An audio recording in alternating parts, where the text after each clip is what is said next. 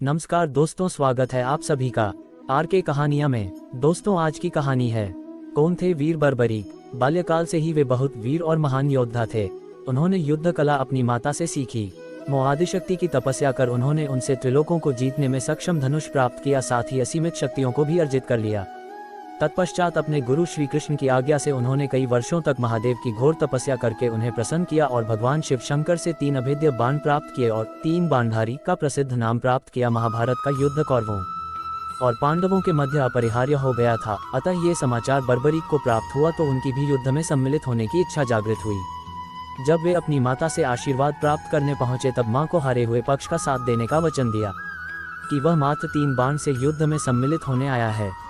ऐसा सुनने पर बर्बरीक ने उत्तर दिया कि मात्र 1 बाण शत्रु सेना को परास्त करने के लिए पर्याप्त है और ऐसा करने के बाद बाण वापस तर्कस में ही आएगा। यदि तीनों बाणों को प्रयोग में लिया गया तो तीनों लोकों में हाहाकार मच जाएगा। इस पर श्री कृष्ण ने उन्हें चुनौती दी कि इस पीपल के पेड़ के सभी पत्रों को छेद कर दिखलाओ जिसके नीचे दोनों खड़े थे।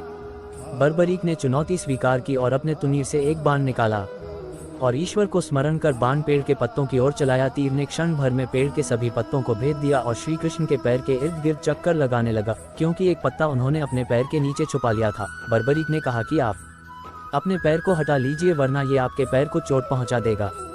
श्री कृष्ण ने बालक बर्बरीक से पूछा कि वह युद्ध में किस ओर से सम्मिलित होगा, तो बर्बरीक ने अपनी मां को दिए वचन दोहराया कि वह युद्ध में उस ओर से भाग लेगा जिस ओर की सेना निर्बल हो और हार की ओर अग्रसर हो। श्री कृष्ण जानते थे कि युद्ध में हार तो कौरवों की ही निश्चित है और इस पर अगर बर्बरीक ने उनका साथ दिया तो परिणाम उनके पक्ष में ही होगा। ब्राह्मण वेश में श्री कृष्ण ने बालक से दान की अभिलाषा व्यक्त की। इस पर वीर बर्बरीक ने उन्हें वचन दिया कि अगर वो उनकी अभिलाषा पूर्ण करने में समर्थ होगा तो अवश्य करेगा। श्री कृष्ण ने उनसे शीश का दान मांगा। बालक बर्बरीक क्षण भर के लिए चकरा गया, परंतु उसने अपने वचन की दृढ़ता जताई। बालक बर्बरीक ने ब्राह्मण से अपने वास्तविक रूप से अवगत कराने की प्रार्थना की और श्री कृष्ण के बारे में सुनकर बालक ने उनके विराट रूप के दर्शन की अभिलाषा व्यक्त की। श्री कृष्ण ने उन्हें अपना विराट रूप दिखाया।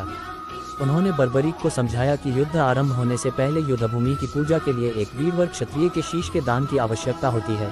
उन्होंने बर्बरीक को युद्ध में सबसे वीर की उपाधि से अलंकृत किया, अतः उनका शीश दान में मांगा।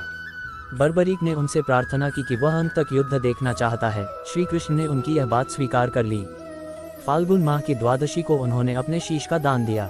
उनका सिर युद्धभूमि के समीप ही एक पहाड़ी पर सुशोभित किया गया, जहां से बर्बरीक संपूर्ण युद्ध का जायजा ले सकते थे। युद्ध की समाप्ति पर पांडवों में ही आपसी बहस होने लगी कि युद्ध में विजय का श्रेय किसको जाता है। इस पर श्री कृष्ण ने उन्हें सुझाव दिया कि बर्बरीक का शीश संपूर्ण युद्ध का साक्षी है, अतः उससे बेहतर निर्णायक भला कौन हो सकता है। सभी इस बात से सहमत हो गए। बर्बरीक के शीश ने उत्तर दिया कि श्री कृष्ण ही युद्ध में विजय प्राप्त कराने में सबसे महान कार्य किया है। उनकी शिक्षा, उनकी उपस्थिति, उनकी युद्ध नीति ही निर्णायक थी। उन्हें युद्धभूमि में सिर्फ उनका सुदर्शन चक्र घूमता हुआ दिखाई दे रहा था जो कि शत्रु सेना को काट रहा था। ये सुनकर श्री कृष्ण ने बर्बरीक को वर दिया और कहा कि तुम मेरे श्याम नाम से पूजे जाओगे। खाटू नामक ग्राम में प्रकट होने के कारण खाटू श्याम के नाम से प्रसिद्धि पाओगे और मेरी सभी 16 कलाएं तुम्हारे शीश में स्थापित होंगी और तुम मेरे ही प्रतिरूप बनकर पूजे जाओगे।